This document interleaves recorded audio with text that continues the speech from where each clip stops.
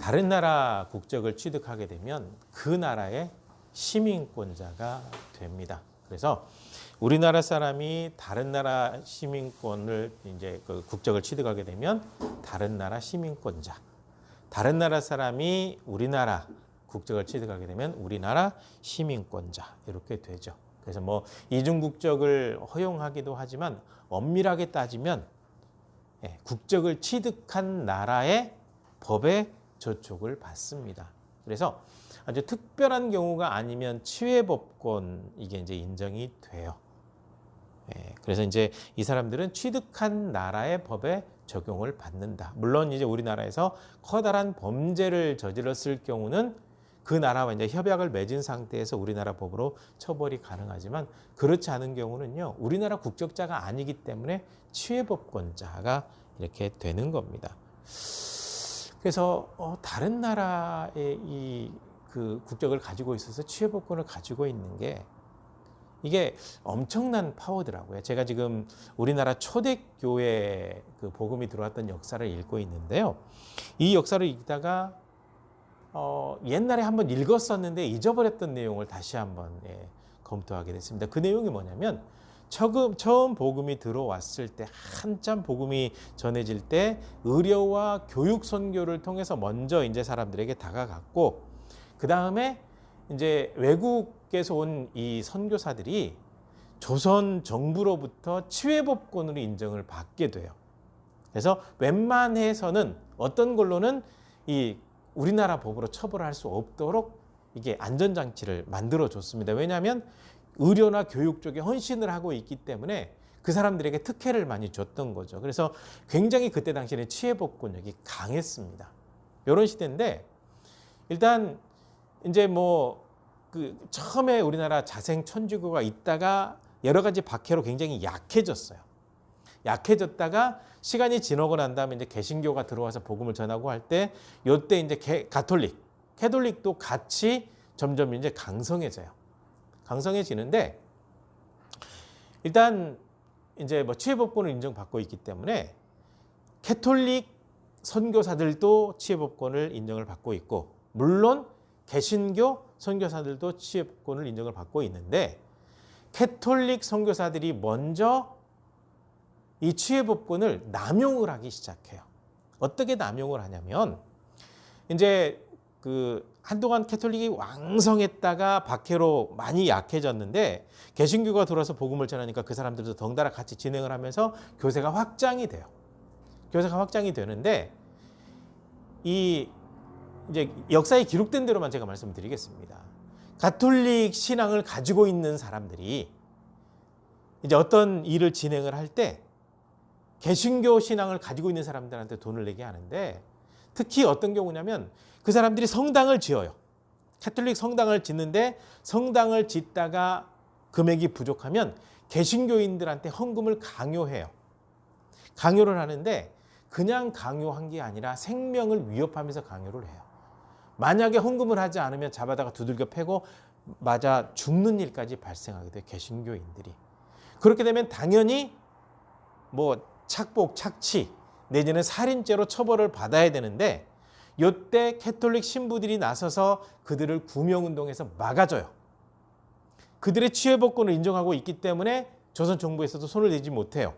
그러니까 그 세력을 막강하게 등에 업고 캐톨릭 신앙을 가지고 있는 사람들이 개신교 신앙을 가지고 있는 사람들을 굉장히 많이 괴롭히는 일들이 있어요. 심지어는 총칼로 무장하고 한 마을에 들어가서 물건을 몽땅 빼앗아가기도 하고 학살을 자행하기도 하는 일이 벌어지고 있는데 그럼에도 불구하고 보호를 해줘 버리는 거예요. 선교사들이. 그런 일이 벌어지게 되니까 개신교에서도 그렇게 심각하지는 않지만 역시 치외법권을 이용해서 교회를 통해서 생명과 재산을 보호하려고 하는 일이 발생하게 되더란 말이죠. 그러니까 잘못 사용되게 되면 이런 일이 벌어지게 되더라고요. 치외법권의 특권이 강해지게 됐을 때 이런 모습이 나타나게 돼요. 악용이죠. 잘못 사용하고 있는 거거든요. 그래서 바르게 사용만 했다라고 한다면 아마도 지금 현재 한국 교회 상황도 더 많이 달라지지 않았을까. 교회 이상도 더 많이 달라지지 않았을까라는 그런 안타까움이 들었습니다. 우리는 예수 그리스도를 믿는 사람들이거든요. 그런데 일단 우리가 태어난 국적은 대한민국입니다. 대한민국에 태어났기 때문에 대한민국의 법을 지켜야 돼요. 반드시 지켜야 됩니다. 그래야 국민으로서의 의무를 다하는 겁니다. 근데 이것을 제대로 지키지 않고 피해가는 사람들이 있죠. 법꾸라지들. 돈이 많다고 내지는 여러 가지 많은 방법을 써서 병역의 혜택을 누린다든지 또 취업의 혜택을 누린다든지 이 남용하고 학교 들어가는 것까지 악용하는 사람들이 있거든요. 큰 문제입니다. 근데 이 사람들 가운데 상당수가 기독교인들이 포함이 되어 있다는 사실이 너무나도 안타깝고 좀 더 심각하게 표현하면 보수라고 하는 사람들이 대부분 기독교인이라고 얘기를 하고 있는데 이 사람들이 너무나도 많이 타락해 있다고 하는 사실이거든요. 그래서 우리가 지금 대한민국 국적을 가지고 있는 이 부분에 대해서 생각할 게 아니라 대한민국 국적을 가지고 있지만 진짜로 우리의 시민권이 어디에 있는지를 알고 살아야 돼요. 신앙인들이 이 부분을 좀 똑바로 했으면 좋겠습니다. 우리는요, 이 나라의 법을 지켜야 되는 것이 아니라 하나님 나라의 법을 지켜야 돼요. 이 나라의 법은 처벌이 사용도 안 되고 그래요. 근데 하나님 나라의 법은요, 만약에 잘못되게 되면 영원히 천국에서 추방, 지옥입니다. 굉장하게 강하죠. 엄청나게 강해요. 어느 분이 그런 표현도 하더라고요. 우리가 하나님 나라의 시민권을 가지고 있는데 우리는 회비도 세다고. 11조를 해야 된다고. 하나님의 것을 하나님께 드려야 된다고. 우리는 그 정도로 하나님 앞에 완전히 속해 있는 사람들이거든요. 하나님 나라의 시민권을 가지고 있는 사람. 그러니까 대한민국 국적을 가지고 있지만 하나님 나라의 법을 지키게 되면 대한민국의 법도 잘 지킬 수 있다는 거죠. 그러니까 우리가 이 땅에 살고 있지만 위의 것을 생각하는 삶을 살아야 돼요. 그래야 믿음을 가지고 있어도 잘못되게 남용하지 않을 수 있단 말이죠. 잘못된 방향으로 가지 않을 수 있단 말이죠. 이게 안 돼 있기 때문에, 이 교육이 제대로 안 돼 있기 때문에 너무나도 많은 사람들이 멀어졌어요. 하나님 나라의 시민권을 가지고 있으면서도 잘못 사용하고 있는 거죠. 그런 일이 벌어지고 있어서 너무나도 안타깝습니다. 그래서 바울 사도가 오늘 이 편지를 통해서 여러분들이 하나님 나라의 시민권자인데 골로새 교회 교인들에게 보내는 편지잖아요. 물론 오늘날 우리에게 주는 말씀도 동일합니다. 여러분이 하나님 나라의 시민권을 가지고 있는데 언제까지 세상 규례를 이용하고 순종하고 거기에 따라갈 것입니까? 거기 계속 따라가 봐야 세상의 초등학문, 세상의 이 모든 규례는 그리스도와 함께 이미 죽어버렸는데 별로 의미도 없는 건데 왜 거기에 매달려 있고 순종하고 있습니까? 붙잡지도 맛보지도 만지지도 마세요. 여러분에게 아무런 유익이 없고 한때 쓰고 없어지는 별로 의미 없는 것들입니다. 사람을 괴롭게만 하지 유익은 없습니다라는 거예요. 세상 것을 자꾸 따라가 봐야. 근데 하나님의 말씀대로 살게 되면 세상의 법에도 저촉이 되지 않는다는 사실이 굉장히 놀랍습니다. 하나님은요, 그냥 어떤 법을 만들 때도 대충 만들어주지 않으세요. 하나님의 백성들에게 맞게. 이 백성들이 세상에서 살아도 아무런 지장이 없도록 전능하신 하나님이시잖아요. 그렇게 주셨기 때문에 하나님의 법을 따르게 되면 우리는 별 문제 없이 살 수 있습니다. 그래서 법 없이도 살 수 있는 사람이라는 얘기를 충분히 들을 수 있죠. 그래서 우리가 이 땅에 살고 있지만 위의 것을 생각하라라고 분명히 말씀하고 있는 겁니다. 위의 것을 찾아야죠. 위의 것. 하나님과 연결되어 있어야 됩니다. 왜냐하면 우리의 생명이 예수 그리스도 안에 있기 때문에 그렇습니다. 그래서 여기서 벗어나게 되면 생명에서 멀어지게 되는 거죠. 굉장히 중요한 일이죠. 그래서 우리는요, 위의 것을 생각하는 신앙인이 돼야 돼요. 그러면 위의 것을 생각하는 신앙인은 어떻게 살아야 될 것인가? 지금 계속해서 골로새서 후반부는요, 실천편입니다. 신앙을 가진 사람의 실천편. 그래서 오늘 이 본문 말씀을 통해서 위의 것을 생각하는 사람은 이렇게 살아야 됩니다. 라고 하면서 첫째, 땅에 있는 지체를 죽여야 한다라는 거예요. 땅에 있는 지체가 무엇이냐? 음란과 부정. 이건 성적인 타락입니다. 그 다음에 사욕과 악한 정욕과 탐심. 마음에서 나오는 욕심에 의해서 나타나는 그런 일들을 얘기하고 있는데, 특별히 탐심은 우상 숭배라는 거죠. 탐심이 왜 우상 숭배냐면요, 이 탐심은 하나님보다 그것을 더 사랑하는 거예요. 물질에 탐심이 있는 사람은 하나님보다 물질이 더 중요하기 때문에 뭐 물질 조금 쓰는 것도 벌벌벌 떨어요. 하나님의 일을 할 때도 물질 하나 쓰는 거 벌벌벌 떨어요. 물질이 더 중요하기 때문에 그래요. 그래서 보통 이런 양상이 나타나죠. 처음에 벌이가 얼마 안 될 때는 11조 잘하는데 한 달에 11조가 1,000만 원에서 1억 되게 되면 그때부터 이제 커 보이기 시작하거든요. 그러니까 1억을 11조를 할 수 있다고 한다면 한 달에 수입이 10억인 건데, 하나님께서 그렇게 부어주신 건데 10개 중 하나가 아까워지는 거죠. 그런 일이 있어요. 충분히 그런 사람들이 있어요. 그래서 잘 되면서 하나님과 멀어져 버린 사람들이 굉장히 많이 있어요.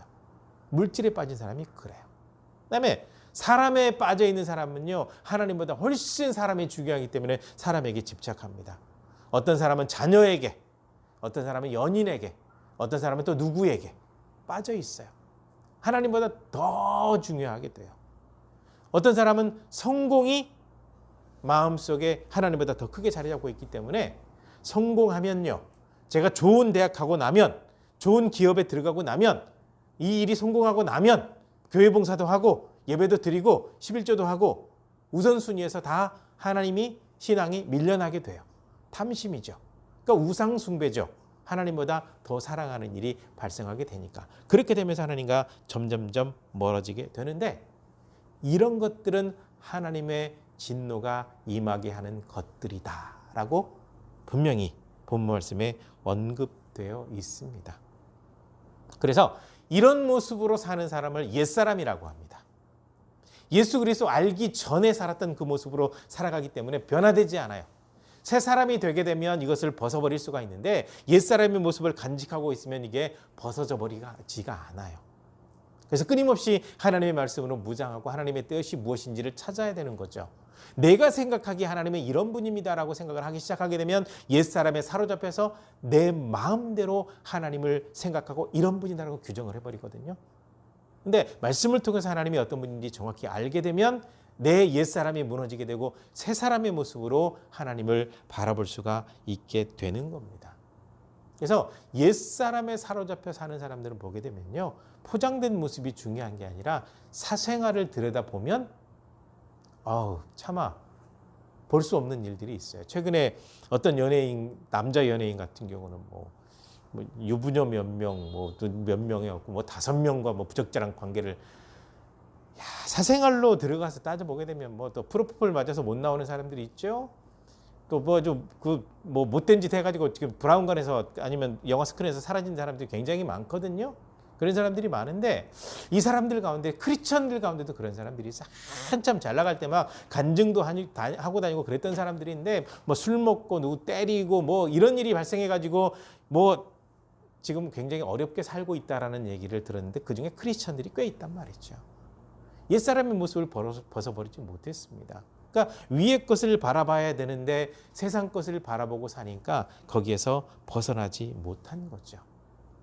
그것을 벗어버리라는 겁니다. 그래야 하나님의 진노가 임하지 않는다라는 거죠. 그리고 이어서 분함과 노여움과 악의와 비방과 너희 입에 부끄러운 말도 버려라. 이것이 바로 우리가 가지고 있는 세상의 지체라는 거죠. 이것을 벗어버리는 것이 우리 신앙인들에게 정말 중요합니다. 그 다음에 두 번째로는요, 거짓말을 하지 말아야 합니다. 옛사람을 벗어버린다라고 할 때 굉장히 중요한 것 가운데 하나가 우리의 삶 가운데서 거짓말을 버리는 겁니다. 거짓말을 버리는 거예요. 10계명 중에 제 9계명이 혹시 뭔지 기억하세요?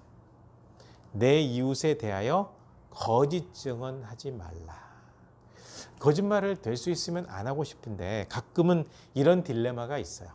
그걸 정확하게 이야기를 해줬을 때 그 당사자에게 좀 피해가 가지 않을까? 그럴 때는 어쩔 수 없이 하얀 거짓말을 하는데 그걸 하고 나도 마음이 불편해요. 사실 불편합니다. 그러지 말았어야 되는데 차라리 정직하게 이야기를 할 걸.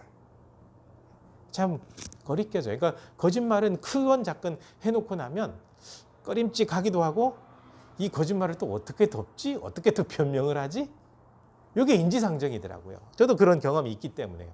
아마 많은 분들이 그런 경험이 있을 겁니다.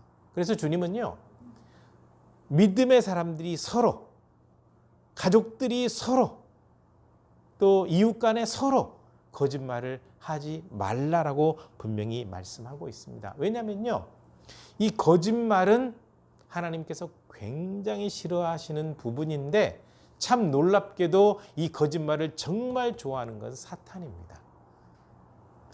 이 모략이라는 단어를 들어봤죠? 아마 잘 기억이 안 나는 분은 신천지가 하는 모략전도라는 얘기를 들어봤을 겁니다.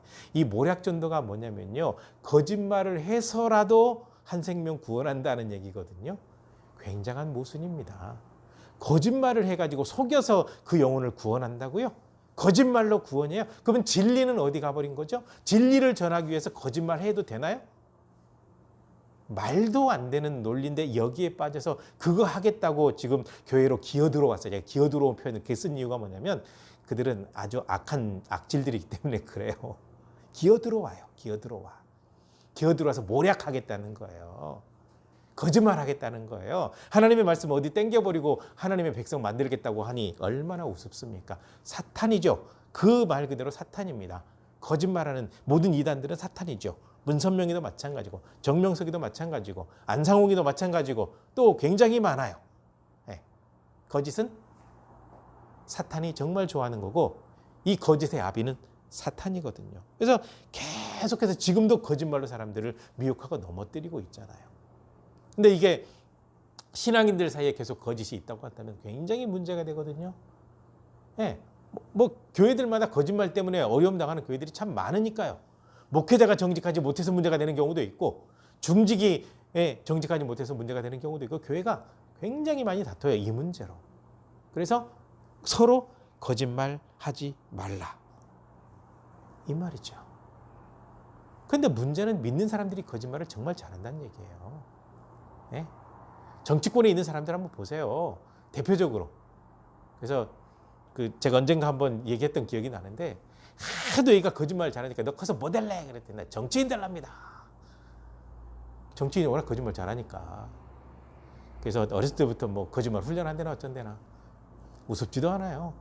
그 정도로 정치인들에 대해서 인식이 좋지 않은데 거기에 기독교인들이 적어도 4분의 1은 된다라는 사실이 참 통탄할 일입니다.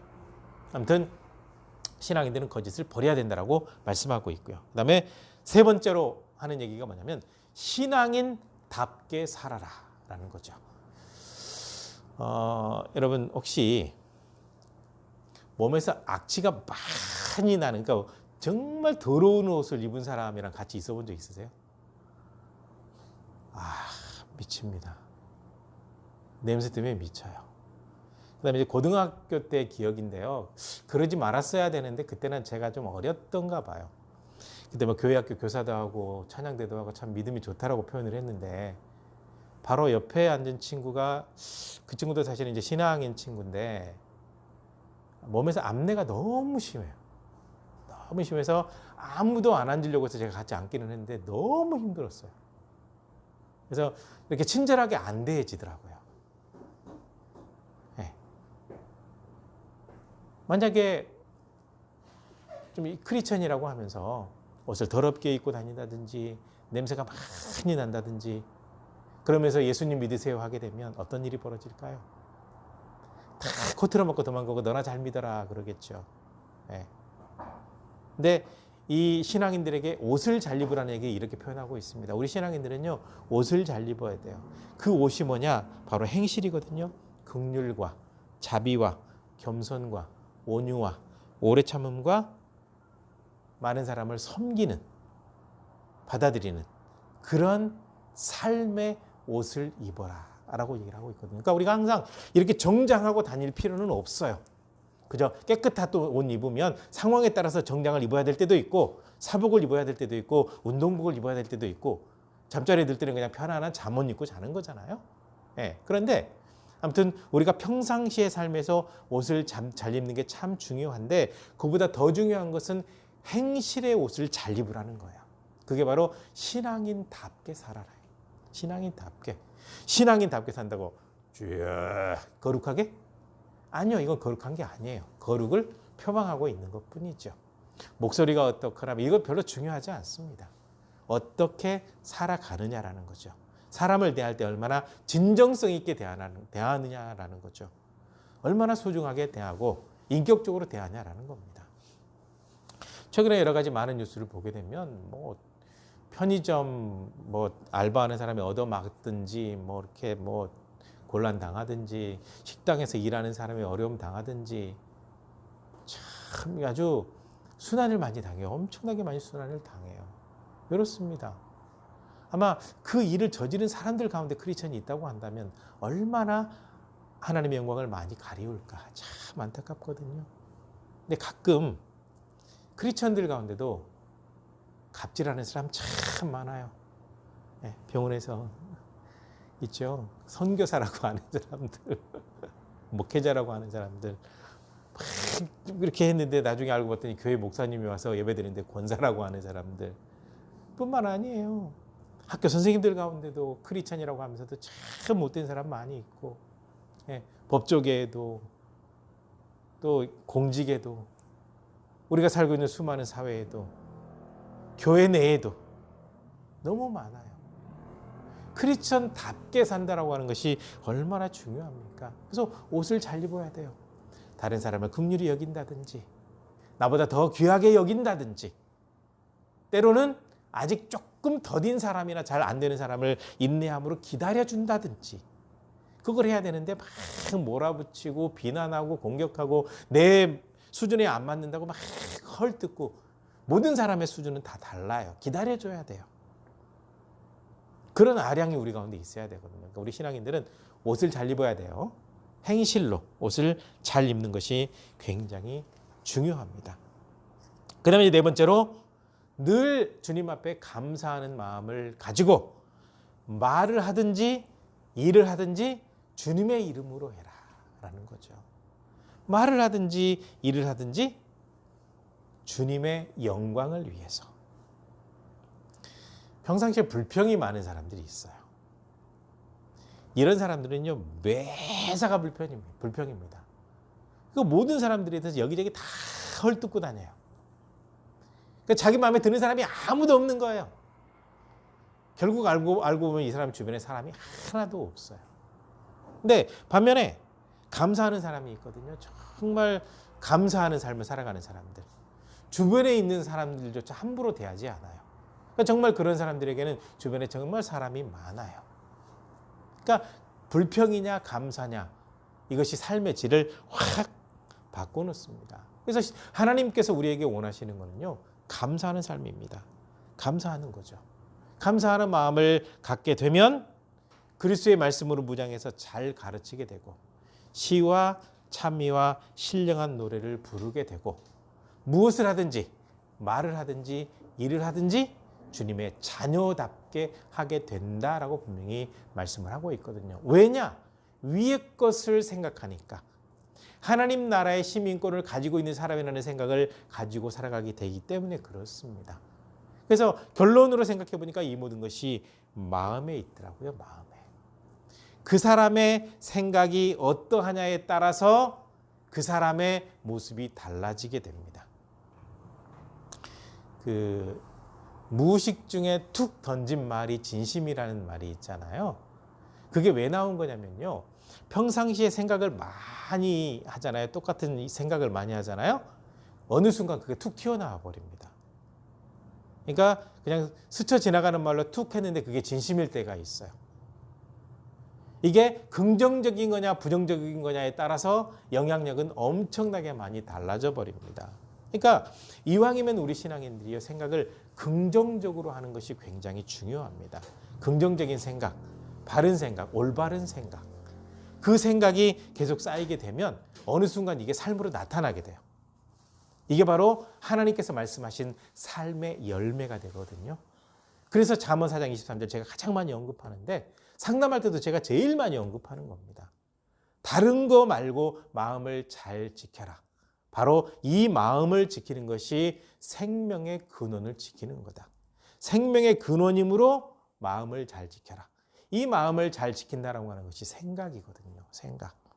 그래서 부정적인 생각은 부정적인 생각이 쭉 연결이 되다가 무의식으로 넘어가고 긍정적인 생각도 긍정적인 생각으로 쭉 있다가 무의식으로 딱 넘어가게 되는데 이게 어느 날 갑자기 행동으로 발현될 때 무의식에 있는 세계가 딱 열리게 되면서 긍정적으로 생각했던 것이 많이 쌓여 있게 되면 나도 생각하지도 못했는데 긍정적인 어떤 반응이 나오게 돼 있어요.